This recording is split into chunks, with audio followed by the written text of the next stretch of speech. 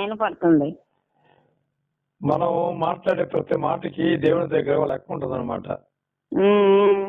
అన్ని కూడా దేవుడు టైం వేసి ఏ రోజు టైం ఆ రోజు వేసి రాసి పెట్టుంటాడు. రేపు తీర్పు దినాన బయటికి తీసుకొస్తాడు అనమాట. అయితే ఒకటేంటంటే ఎవరితో ఏం మాట్లాడుతున్నాం, చెడ్డ మాట్లాడుతున్నావా, మంచి మాట్లాడుతున్నావా, మనసులో యథార్థంగా ఉండి మాట్లాడుతున్నావా, లేకపోతే కపటంతో మాట్లాడుతున్నావా, నటిస్తా మాట్లాడుతున్నావా, లేకపోతే మంచిగా మాట్లాడుతున్నావా, ఎవరితో ఏం మాట్లాడుతున్నావు, ఎక్కడ మాట్లాడుతున్నావు, ఎలా మాట్లాడుతున్నావు అనేది అన్ని కూడా మనకు ప్రతిఫలం ఇచ్చే రోజు ఒక రోజు ఉంటుంది కదా దేవుడు. అప్పుడు అవన్నీ బయటికి తీసుకొచ్చి దాన్ని బట్టి మనకి ప్రతిఫలం అనేది ఇస్తాడనమాట. అప్పుడు దాకా అవన్నీ దేవుడు ఎన్ని అన్నా గాని కాముగా ఉంటాడు. కాముగా ఉంటాడంటే అది కూడా కొంతవరకే కాముగా ఉండేది. ఎక్కువ ఓవర్ అయ్యారనుకోండి చర్య తీసుకుంటాడు, మళ్ళీ ఏదో ఒకటి యాక్షన్ తీసుకుంటాడు కొంతవరకు. కనుక అట్లాంటి విషయాల్లో మనం ఏం చేయాలంటే మనలో ఏమన్నా పొరపాటు ఉందా అని మనం ఆలోచించుకొని మనమే డ్రాప్ అయిపోవాలా, తప్పించుకోవాలి, పక్కకి వెళ్ళిపోవాలా. వాళ్ళకి ఎదురు తిరిగి మాట్లాడటము, మాటకు మాట చెప్పడము, ఇలా ఇతరులను పోల్చి మాట్లాడటము, ఇలా చేయకుండా మనం ఏం చేయాలంటే మనం వెనక్కి వెళ్ళిపోవాలా. వెనక్కి వెళ్ళిపోయి ఏం చేయాలంటే వాళ్ళు ఎన్నన్నా కానీ కామ్గా అయిపోయి ప్రార్థన చేసుకోవాలా. అయితే ఒకటి వాళ్ళ అన్నదానికి ఎందుకంటారు, దేనికి అంటున్నారు అనే విషయం కనుక్కొని దానికి జవాబు చెప్పాలి. దానికి జవాబు చెప్పలేదనుకో వాళ్ళదే కరెక్ట్ అనుకుంటారు ఎదుటోళ్ళు. ఇప్పుడు వాళ్ళ అడిగిన దానికి ఎందుకు అంటున్నారు, దేనికి అంటున్నారు దానికి మనం జవాబు చెప్పాలన్నమాట. చెప్పలేదనుకో నాదే కరెక్ట్ అనుకుంటారు. జవాబు చెప్పి వినకపోయి ఇంకేదన్నంటే మనం ఏమనకూడదు, ప్రార్థన చేయడమే, ప్రభువుకి అప్పచెప్పడమే. వాళ్ళ మాటలన్నీ అక్కడ రాయబడతాయి. ఇక మనం మాట్లాడితే మనవి కూడా రాయబడతాయి. అందుకని మనం ఏంటంటే రాయబడకుండా ఉండాలంటే మనం ఏం చేయాలంటే వాటిని మనం ఏం అనకుండా వాళ్ళ గురించి ప్రార్థన చేయాలి. అందుకే యేసు ప్రభువు అన్నాడు, మీరు ఇతరులకు తీర్పు తెచ్చొద్దు. వాళ్ళు ఒక మాట అంటే మీరు కామ్గా అయిపోండి, మౌనంగా ఉండి ప్రార్థన చేయండి. వాళ్ళు ఒక చెంప మీద కొడితే రెండో చెంప కూడా చూపించండి అని ఎందుకు చెప్పంటే మన మాటలు బట్టి, మన సూపులు బట్టి, మన ప్రవర్తన బట్టి, మన ఆలోచనలు బట్టి, మన నడవడికను బట్టి ఎదుటి వాళ్ళు మారాల. అది అర్థమైందమ్మా? మారాల, మారే విధంగా మనం నడుచుకోవాలా. వాళ్ళు అపార్థం చేసుకుంటారు, మన మంచోళ్ళమే అపార్థం చేసుకుంటారు. అయినా కానీ మనం ఏమనకుండా కాముగా ఉండాలా, ప్రార్థన చేయాలి దేవుడికి. వాళ్ళు అంటారు ఇంకోటి మనం మౌనంగా ఉన్నాం అనుకోండి, తప్పు చేసింది కాబట్టి మౌనంగా ఉంది అనుకుంటారు. ఎదుటి వాళ్ళకి అట్లా అర్థమైపోతుంటది. అయినా కానీ మనుషుల మొహాలు చూడకుండా దేని వైపు చూసి మనం ఏం చేయాలంటే కాముగా ఉండి ప్రార్థన చేయాలి. మనుషుల దగ్గర మనం మాట్లాడకూడదు, దేవుని దగ్గర మాట్లాడాలా. మనం దేవుని దగ్గర మాట్లాడితే దేవుడు వాళ్ళతో మాట్లాడతాడు. మనం మాట్లాడకపోతే దేవుడు మాట్లాడతాడు. మనం మాట్లాడితే దేవుడు మాట్లాడు.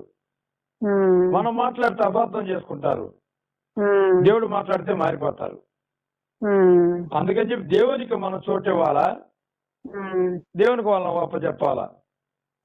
వాళ్ళు ఆ విధంగా అంటారు, వీళ్ళు ఏ విధంగా అంటున్నారు వాళ్ళని మనం బాధపడకూడదు. చెప్పడంలో తప్పులేదు, ప్రార్థన చేస్తాం మనం.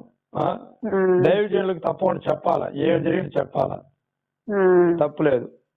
అయితే ఇతరులతో అనకూడదు. మనం ఇతరులు పక్కింటి వాళ్ళతో వాళ్ళు తిరుగుతూ ఇవన్నీ అన్నాం అనుకోండి, నేను చాలా మంచిదాన్ని అండి నన్ను అపార్థం తీసుకుంటారు అన్నాం అనుకోండి, లేదా నేనేమనలేదండి వాళ్ళ గురించి ఇలా అనుకుంటాను అన్నాం అనుకోండి, లేకపోతే నా మీదకి అందరూ వస్తున్నారు నా తప్పేం లేదని మనం అన్నాం అనుకోండి, అదే వాళ్ళు ఏమనుకుంటారు, ఈ మధ్య కరెక్ట్ మనిషి అని అనుకుంటారు మనసులో.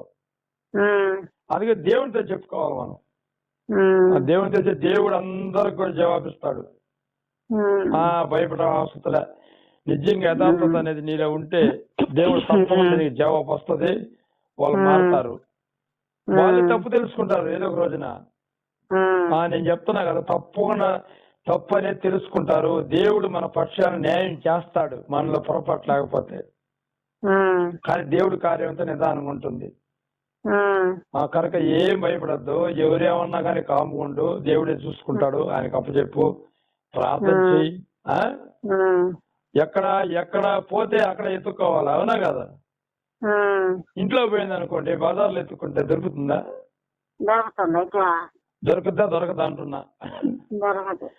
అంటే ఎక్కడ పోయిందో అక్కడే ఎత్తుక్కోవాలంటే ఎవరైతే నిన్ను అంటున్నారో వాళ్ళ గురించి నువ్వు ప్రార్థన చేయాలంతే. వాళ్ళే నిన్ను అరే అరే అట్లా అపార్థం చేసుకున్నాం ఆ రోజు అని ఏదో కొంచెం తెలుసుకుంటారు, పశ్చాత్తాపడతారు. వాళ్ళే నీ గురించి మంచిగా ప్రసారం చేస్తారు. పొరపాటుగా ప్రసారం చేసిన మంచిగా ప్రసారం చేస్తారు. అప్పుడు నీకు ఆశీర్వాదం ఉంటుంది, నీ కుటుంబానికి వాళ్ళు మారుతారు, దేవుని నామాన మహిమనది కలుగుతుంది. కనుక నువ్వు భయపడకుండా, బాధపడకుండా, వేదన పడకుండా. ఇంకో విషయం చెప్పేదా, ఎవరైతే దేవుళ్ళో ఉంటారో వాళ్ళకి ఇవన్నీ వచ్చేది. ఇప్పుడు కాయలు కాసిన చెట్టుకే రాళ్ళు దెబ్బలు పడతాయి, రాళ్ళు పడతాయి. మామూలుగా ఎంత పచ్చగా అందంగా ఉన్నా గానీ ఆ చెట్టు ఎవరైనా పట్టించుకుంటారా? ఆకు లేదు, ఏమి లేదు, కొమ్మలు అన్ని చిన్న చిన్న కొమ్మలు, ఆకులు లేవు, ఉట్టి కాయలే ఉన్నాయనుకోండి, దాన్ని పట్టించుకుంటారా? పట్టించుకోరా? బాగా కొడతారు.